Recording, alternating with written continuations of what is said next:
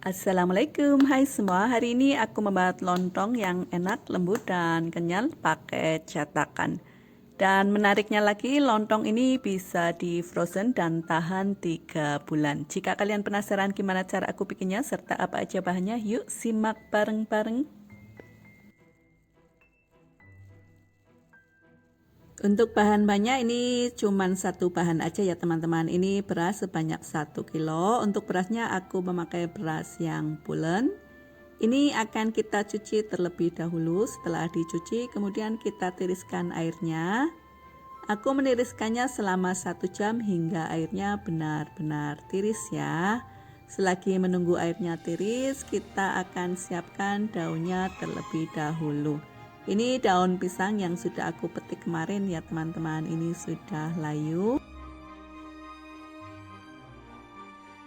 Kemudian kita akan ukur diameter daunnya. Caranya cukup simple. Daunnya digulung seperti ini menyesuaikan dengan diameter cetakan lontongnya. Ini posisinya aku naruhnya yang bagian dalam di luar dan bagian luar di dalam ya teman-teman. Ini agar supaya nanti kita bisa mendapatkan hasil lontong yang luarnya berwarna hijau.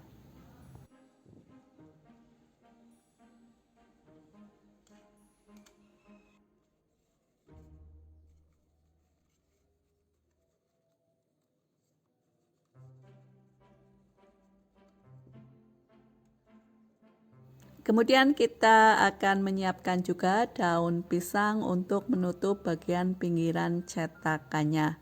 Ini motongnya memakai gunting ya teman-teman, menyesuaikan dengan ukuran tutup cetakannya.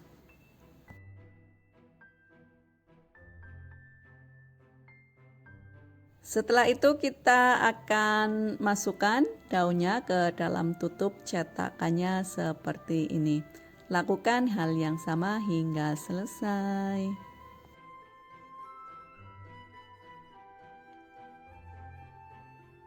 Langkah selanjutnya kita akan memotong bagian ujung sisa-sisa daunnya. Ini motongnya jangan terlalu ngepas dengan cetakan ya teman-teman. Potong sedikit lebih panjang. Ini agar supaya nanti sewaktu kita memasak lontongnya dia melar, dia mekar, dan daunnya masih bisa cukup untuk menutupi semua bagian lontongnya.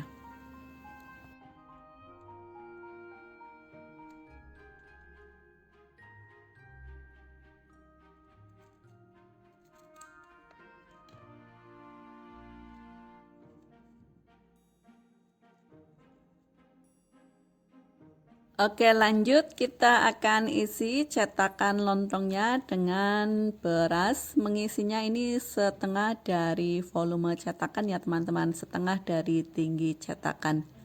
Jangan terlalu banyak dan jangan terlalu sedikit. Kalau terlalu banyak nanti dia lontongnya hasilnya dia keras ya. Kalau terlalu sedikit lontongnya hasilnya juga lembek dan hasilnya nggak bisa bulat sempurna. Setelah diisi kemudian kita tutup rapat-rapat dan ini diketuk-ketuk agar supaya beras yang tidak masuk ke dalam cetakan bisa keluar. Ada beras di sela-sela cetakannya ya, kita keluarkan. Kemudian kalau sudah kita akan masukkan ke dalam panci presto. Jadi aku akan memasak lontong menggunakan panci presto ya teman-teman, agar supaya menghemat waktu, menghemat tenaga, dan tentu saja kita bisa menghemat gas.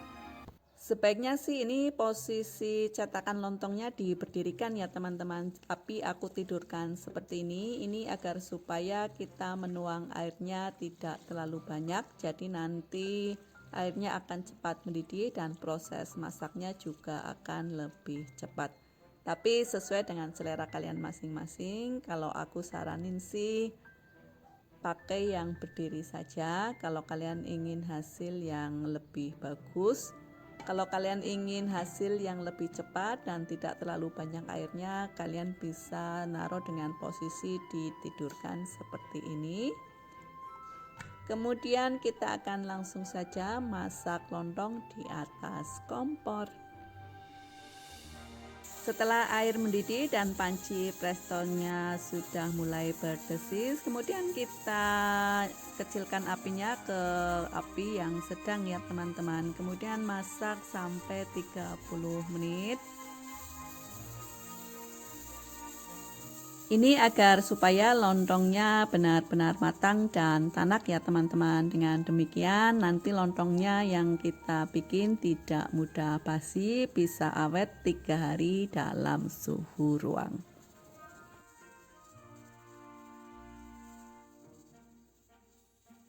Setelah 30 menit kita matikan apinya, tapi jangan buka tutup panci prestonya ya teman-teman, karena ini akan sangat berbahaya.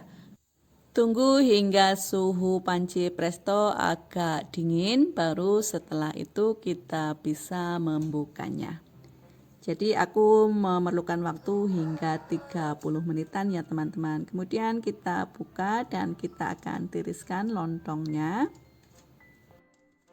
Nah, agar lontongnya awet sampai 3 hari, nggak basi, nggak berlendir, nggak ait, kita akan kukus terlebih dahulu selama 15 menit. Ini tepatnya lebih untuk disterilkan ya teman-teman, agar supaya tidak ada bakteri-bakteri yang menempel di sekitar lontong. Dengan demikian maka lontongnya akan tahan lama, awet, tidak mudah basi. Bisa tahan 3 hari dalam suhu ruang.